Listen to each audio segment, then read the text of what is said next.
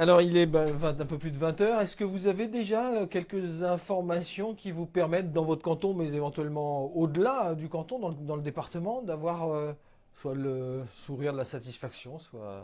Oui, mais sur les tendances, je pense sur le canton, ou en tout cas sur le département, je n'ai pas toutes les tendances, mais sur le canton, ça semble être conforme à ce qu'on a pour l'instant comme première tendance au niveau national. Donc avec un bloc UMP assez haut, assez positionné. Moi, c'est le cas sur le canton.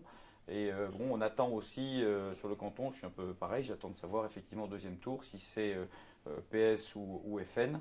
On verra bon, ça sort, comment les résultats émergent de tout ça. Bon, et puis le travail qu'il va falloir faire effectivement de rassemblement de toute façon dès ce soir, puisqu'il y avait, on avait plusieurs listes, même à droite sur le canton. Donc voilà, il y a un vrai travail derrière. Et puis bon, évidemment une satisfaction quand même d'avoir vu qu'une partie de la population a déjà fait confiance au programme qu'on proposait pour le canton et pour répondre aux besoins de la population. Vous pensez que dans ces cantons où il y a eu plusieurs représentants de la droite, officiels, dissidents, naturellement l'électeur se reportera vers celui qui reste? Bah, je souhaite, se reportera sur un projet qui est quand même un projet fait de conviction quand même proche.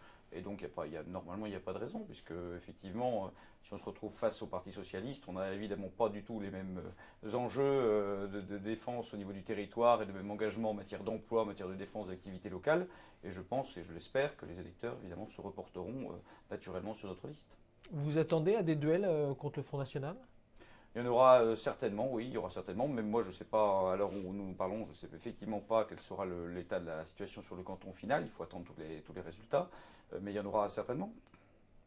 Est-ce que ce vote départemental est aussi attendez-vous un effet vote-sanction, une Il, politique beaucoup plus globale? il y a eu un vote sanction dans les communes, ça se voit, puisque dans les communes, je dirais un peu plus importantes, où la proximité joue peut-être un peu moins, on peut le ressentir, on le ressent moins dans certaines autres communes. Donc bon, faut bien analyser commune par commune, hein, bassin de population par bassin de population, c'est pas tout à fait la même chose.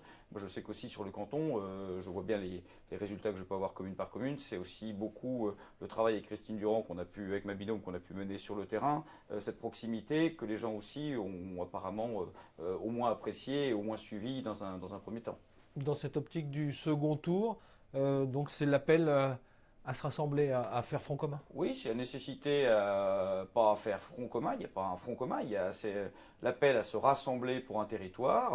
Avec Christine Durand, on a évoqué la candidature telle qu'on la voyait, le rôle du conseiller départemental de demain dans la proximité et dans l'efficacité. Vraiment, ce qui est remarquable, c'est l'attente de la population d'efficacité, d'élus proches, d'élus un peu qui sortent peut-être un peu des engrenages habituels et qui sont là vraiment pour rendre service et pour être efficaces pour la population.